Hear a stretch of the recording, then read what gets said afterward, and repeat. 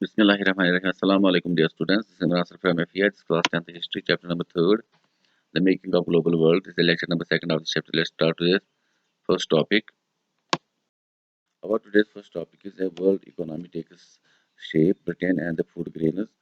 तो यहाँ पे जो वर्ल्ड इकोनॉमी है किस तरह से शेप में आने लगी, किस तरह से जो ओवरसी ट्रेड वगैरह होने लगा। तो यहाँ पे हम Britain and the food grains, तो ब्रिटेन के रिलेटेड एक स्टोरी पढ़ेंगे। तो अगर हम देखिए ट्रेडिशनली सभी कंट्रीज मतलब पहले पहले चाहती थी कि वो सेल्फ सफिशिएंट रहे, उनको किसी चीज़ की ज़रूरत ना पड़े, खास तौर पे जो फूड ग्रेन्स है उनकी कमी ना रहे, ताकि उन्हें दूसरी कंट्री से फूड वगैरह एक्सपोर्ट करना पड़े। बट अगर हम देखें 19th सेंचुरी में जो ब्रिटेन था, उनकी सेल्फ सफिशिएंसी जो फूड में थी वो कम होने लगी, क्योंकि लेट 18th सेंचुरी में जो पॉपुलेशन थी वो काफ़ी ज़्यादा बढ़ गई थी, जिसकी वजह से विद इन द कंट्री जो फूड ग्रेन्स तैयार होते थे वो वहाँ के लोगों का पेट नहीं भर सकते थे, इसलिए उनको दूसरी कंट्री से फूड सप्लाई करना पड़ा।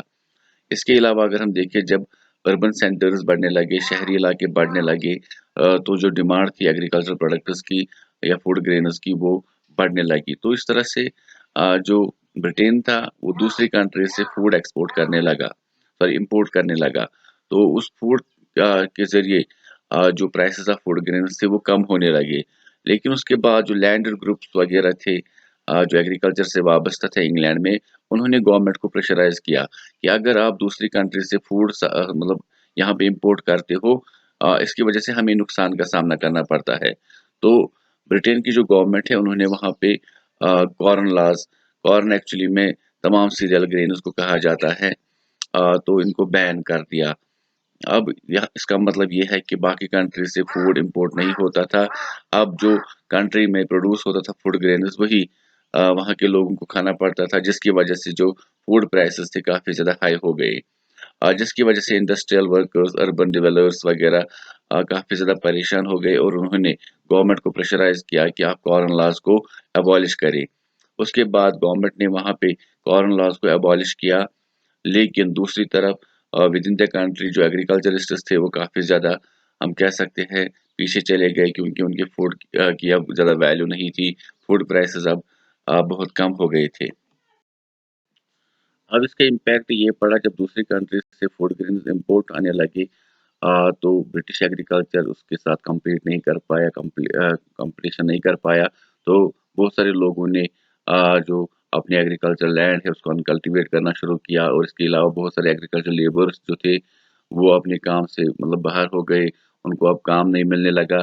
तो बहुत सारे लोग जो थे अब सिटीज़ की तरफ माइग्रेट होने लगे, या कुछ लोगों ने ओवरसी माइग्रेशन की। तो जिस तरह से जब हम देख सकते हैं कि फूड प्राइसेस कम हो गए, तो कंजप्शन ब्रिटेन में बढ़ने लगी, क्योंकि अब हर एक इंसान वहाँ पे अफोर्ड कर सकता था। मिड 19th सेंचुरी में इंडस्ट्रियल ग्रोथ बढ़ने की वजह से इनकम्स वगैरह जो बढ़ गई थी, इसकी वजह से फूड ग्रेन्स भी अब ज़्यादा से ज़्यादा इम्पोर्ट होने लगे थे, क्योंकि अब सभी लोग अच्छा खाना, और इस तरह से हम कह सकते हैं जैसे मैंने पहले ही कहा कि वो अफोर्ड कर सकते थे। तो around the world, eastern Europe, Russia, America और ऑस्ट्रेलिया में ज़्यादा से ज़्यादा लैंड अंडर कल्टीवेशन में लाई गई, ताकि ब्रिटेन की जो फूड डिमांड है उसको वो पूरा कर सके। इसके लिए बहुत सारी जगहों पे रेलवे ट्रैक्स वगैरह बिछाए गए, ताकि उनके ज़रिए पोर्ट्स तक ये फूड ग्रेन्स पहुँचाए जा सके, और उसके बाद एक्सपोर्ट कर सके वो ब्रिटेन। तो इसके लिए नए हार्बर्स वगैरह, कार्गोज़, बड़े-बड़े शिप्स वगैरह का इस्तेमाल हुआ। जैसे मैंने पहले कहा कि जब नई-नई ज़मीनों को अंडर कल्टीवेशन लाया गया अमेरिका में, ऑस्ट्रेलिया में या ईस्टर्न यूरोप में, तो वहाँ पे फिर लोगों को सेटल भी होना पड़ा। इसका मतलब ये है कि अब उन लोगों को वहाँ पे घर बनाने पड़े, सेटलमेंट होने लगा। तो इस चीज़ के लिए जब फॉर एग्ज़ाम्पल यूरोप से अमेरिका, ऑस्ट्रेलिया वगैरह लोग सेटल होने लगे, वहाँ पे एग्रीकल्चर के साथ वाबस्ता होने लगे, तो उन लोगों को वहाँ पे सेटल होने के लिए कैपिटल की ज़रूरत थी या लेबर की ज़रूरत थी। तो ये जो कैपिटल या पैसे थे ये फाइनेंशियल सेंटर जैसे लंदन से जाते थे। इसके अलावा जो डिमांड ऑफ लेबर थी वो भी हम कह सकते हैं दिन ब दिन बढ़ती जा रही थी, और all over the world migration काफ़ी ज़्यादा लोगों की होने लगी, क्योंकि जैसे हम बात करेंगे यूरोप में 19 سینچری تک کافی ریلیجس کنفلکٹس ہوتے تھے. کچھ لوگ سزا سے بچنے کے لیے بھی مائگریشن کرتے تھے, کچھ لوگ بیٹر اپارچونیٹیز کے لیے مائگریشن کرنا چاہتے تھے. تو یورپ سے تقریباً 19 سینچری میں 50 ملین لوگ اور آل اوور ورلڈ سے 150 ملین لوگوں نے مائگریشن کی, امریکہ, آسٹریلیا وغیرہ. تو اس طرح سے جو فوڈ تھا برٹین کے لیے وہ اب دور دراز علاقوں میں بننے لگا. گلوبل ایگریکلچرل اکانومی, تو اگر ہم دیکھیں by 1890s global agricultural economy جو تھی وہ شیپ لینے لگی, کیونکہ اب امپورٹ ایکسپورٹ بڑے پیمانے پہ ہوتا تھا. اب جو فوڈ تھا وہ نیئر بائی ولیج سے نہیں بلکہ تھاؤزنڈس آف مائلز دور سے اب شہروں میں آتا تھا. تو یہاں پہ اگر ہم دیکھیں یہ کوئی پیزنٹ نہیں جو اس کو لینڈ کو ٹل کر کے یہ فوڈ گرینز تیار کرتا تھا, بلکہ یہ ایک ایگریکلچر لیبر تھا جو ریسنٹلی آسٹریلیا یا ہم کہہ سکتے ہیں امریکہ وغیرہ سیٹل ہو گیا تھا, اور وہاں پہ وہ ایگریکلچر بیلٹس میں کام کرتا تھا, اور اس کے بعد وہ فوڈ تیار ہو کر ہارویسٹ ہو کر ورلڈ مارکیٹ میں ایکسپورٹ کے لیے تیار ہوتا تھا. اور اگر ہم دیکھیں جس زمین پر وہ ایگریکلچرل ایکٹیویٹیز اس وقت کر رہے تھے وہ ایک جنریشن پہلے کوئی فارسٹ تھا, کیونکہ جیسے میں نے پہلے کہا زیادہ سے زیادہ لینڈ کو ایگریکلچر کے انڈر میں لایا گیا تھا. تو اس کے لیے ریلویز وغیرہ کی کافی زیادہ ضرورت پڑی, کیونکہ دور دراز علاقوں میں جب یہ ایگریکلچر پروڈکٹس تیار ہو رہے تھے تو اس کو پورٹس تک پہنچانے میں ہم کہہ سکتے ہیں زیادہ تیزی کے لیے ریلویز کی ضرورت پڑی تھی. اور یہاں پہ اگر ہم دیکھیں low paid workers southern Europe, Asia, Africa اور کیریبین سے لائے جاتے تھے. تو اس کے علاوہ بہت ساری اور بھی چینجز ہوئی, خاص طور پہ پنجاب میں, تو اس کے بارے میں آئیے بات کرتے ہیں. ٹرانسفارمیشن آف ایگریکلچر ان پنجاب, تو جو برٹش انڈین گورنمنٹ تھی تو انہوں نے ایک بہت بڑا اریگیشن کینلز کا نیٹ ورک سیمی ڈیزرٹ ویسٹز جو ہم کہہ سکتے ہیں ویسٹرن پنجاب کا ایریا تھا جہاں پہ بارشیں بہت کم ہوتی تھی, تو اس طرح سے انہوں نے کچھ کینلز وغیرہ وہاں پہ کھدوائی, جس کی وجہ سے اریگیشن کے لیے وہاں پہ جو واٹر کی اویلیبلٹی تھی وہ کرائی گئی, اور ان علاقوں میں پھر ویٹ, کاٹن وغیرہ کلٹیویٹ کیا گیا تاکہ اس کو برٹین ایکسپورٹ کر سکے. ویٹ کو وہ وہاں پہ کھانے کے طور پہ لانا چاہتے تھے اور کاٹن کو as raw material for their industries. تو ان کالونیز کو نام پڑا کینل کالونیز, کیونکہ یہ کینل کالونیز, یہ جو کینلز تھے یہ برٹشرز نے وہاں پہ بنائی تھی, اور بہت ساری پیزنٹس وغیرہ پنجاب کے دوسرے حصوں سے وہاں پہ سیٹل ہونے لگے تھے. اور اس طرح سے اگر ہم دیکھیں ورلڈ وائڈ میں بہت ساری جگہوں پہ کاٹن کی کلٹیویشن کو ایکسپینڈ کیا گیا تاکہ برٹین کی جو ٹیکسٹائل انڈسٹریز تھی ان کو را مٹیریل مہیا کرایا جا سکے. تو 1820 سے 1914 تک جو ٹریڈ تھا اس میں 25 to 40% ہم کہہ سکتے ٹائمز بڑھوتری ہوئی, اور 60% کا جو ٹریڈ تھا وہ پرائمری پروڈکٹس میں ہوتا تھا جیسے wheat, cotton, mineral such as coal وغیرہ. اس کے علاوہ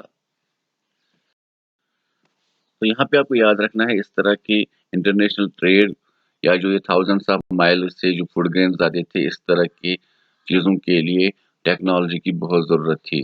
تو اگر ہم یہاں پہ بات کریں تو ریلویز, اسٹیم شپس, ٹیلی گراف وغیرہ کچھ امپورٹنٹ انوینشنز تھی جس نے اس چیز کو یا اس ٹریڈ کو 19th سینچری میں پاسبل کرایا. تو اگر ہم دیکھیں جو سوشل, پولیٹیکل, اکنامک فیکٹرز بھی اس کے لیے ذمہ دار ہے, لیکن مین ہم کہہ سکتے ہیں جو کنٹریبیوشن تھی وہ ٹیکنالوجی کی تھی.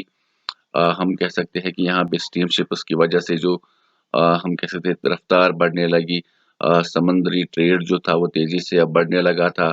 ریلویز سے دور دراز علاقوں سے فوڈ گرین سمندر کے کنارے پورٹس وغیرہ پہ لایا جا سکتا تھا. ٹیلی گراف سے انفارمیشن ایک جگہ سے دوسری جگہ پہنچائی جا سکتی تھی. اس کے علاوہ faster railways, lighter wagons, larger ships وغیرہ اس کے لیے استعمال کیے گئے تاکہ زیادہ سے زیادہ فوڈ گرینز سستے داموں میں یا زیادہ تیزی سے دور دراز علاقوں میں پہنچایا جا سکے. تو یہاں پہ ہم ایک ایگزامپل لیں گے meat export and improvement in transport.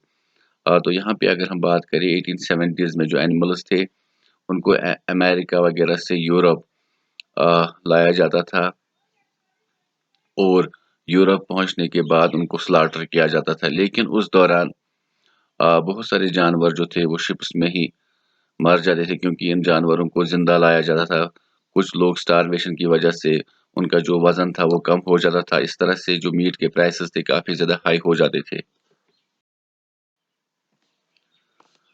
उसके बाद क्या हुआ, उसके बाद इन्होंने रेफ्रिजरेटेड शिप्स का इस्तेमाल करना शुरू किया। अब जो जानवर है उनको न्यूजीलैंड, ऑस्ट्रेलिया, अमेरिका वगैरह में ही स्लाटर किया जाता था, ज़बह किया जाता था। उसके बाद उनके मीट को या फ्रोजन मीट को रेफ्रिजरेटेड शिप्स के ज़रिए यूरोप के मार्केट्स में पहुंचाया जाता था, जिसकी वजह से वहाँ पे जो मीट के प्राइसेस थे वो काफ़ी कम हो गए और आम आदमी भी उनको अब अफोर्ड कर सकता था।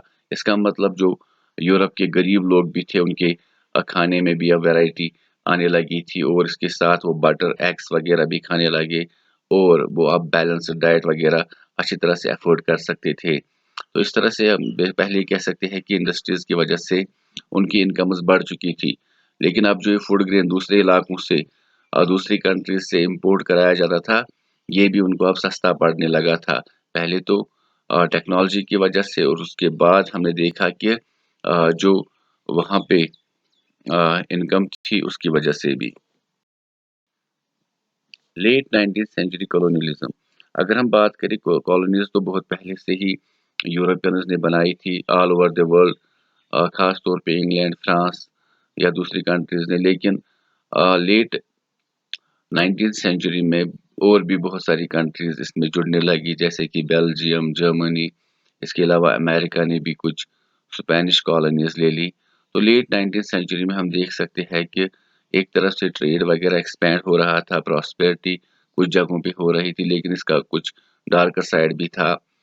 तो many parts of the world अगर हम देखें, एक्सपेंशन ऑफ ट्रेड वगैरह हो रहा था, वर्ल्ड इकोनॉमी एक शेप ले रही थी। लेकिन कुछ जगहों पे painful economical and social ecological changes आने लगी, क्योंकि जो लेट 19th सेंचुरी था इसमें इंडस्ट्रीज वगैरह ग्रो हो गई थी बहुत सारी कंट्रीज में। तो इनको रॉ मटेरियल चाहिए था अपनी इंडस्ट्रीज के लिए, उसके अलावा फूड ग्रेन्स वगैरह, या हम कह सकते हैं दूसरे मिनरल्स वगैरह।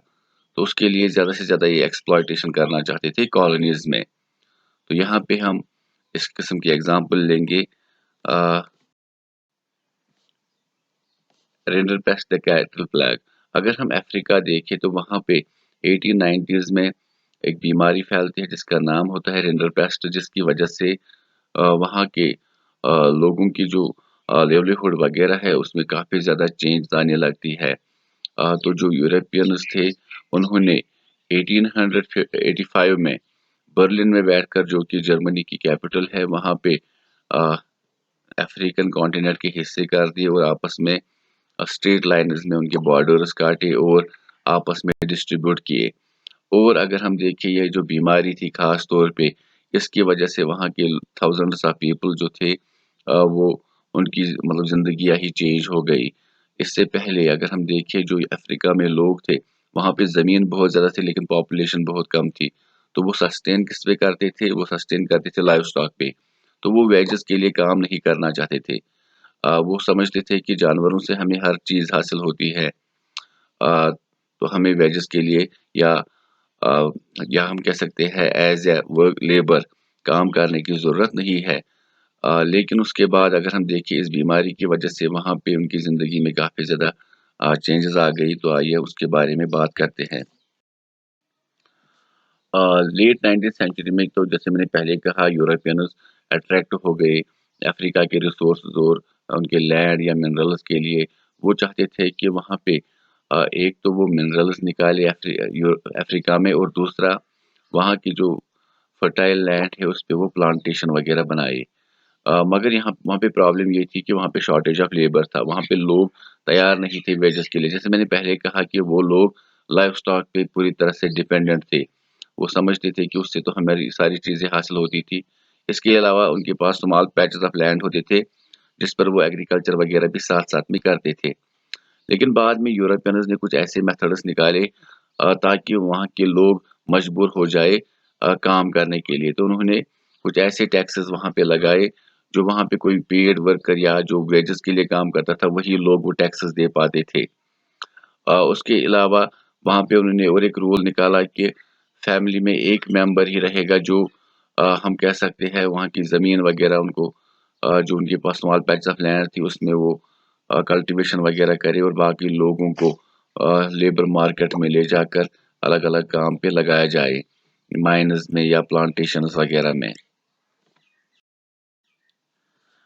जैसे मैंने पहले कहा था, जो रिंडरपेस्ट या कैटल प्लाग था, एक बीमारी थी जिसकी वजह से वहाँ के लोगों की ज़िंदगी चेंज हो गई। एक्चुअली में 1880s में जो ब्रिटिश इंडिया है, तो वहाँ से इटालियन सोल्जर्स को इरिट्रिया, ईस्टर्न अफ्रीका की कंट्री है, वहाँ पे इटालियन सोल्जर्स लड़ रहे थे, तो ब्रिटिश इंडिया से कुछ कैटल मंगवाए गए उनके खाने के लिए। लेकिन उन कैटल के साथ एक बीमारी थी जिसको रिंडरपेस्ट कहते हैं।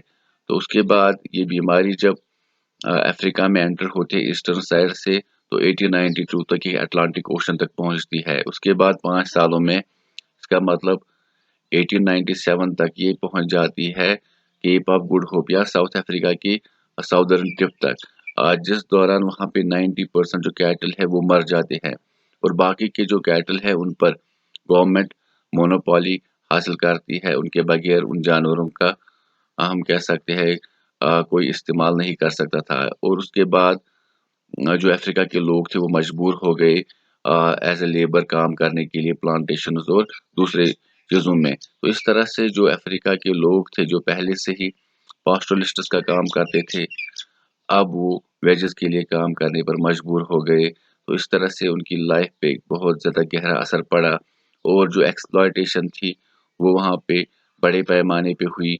इकोनॉमिक या हम इसके अलावा सोशल पॉलिटिकल, हम कह सकते हैं इस तरह से अफ्रीका के लोगों की ज़िंदगी वहाँ पे चेंज हो गई।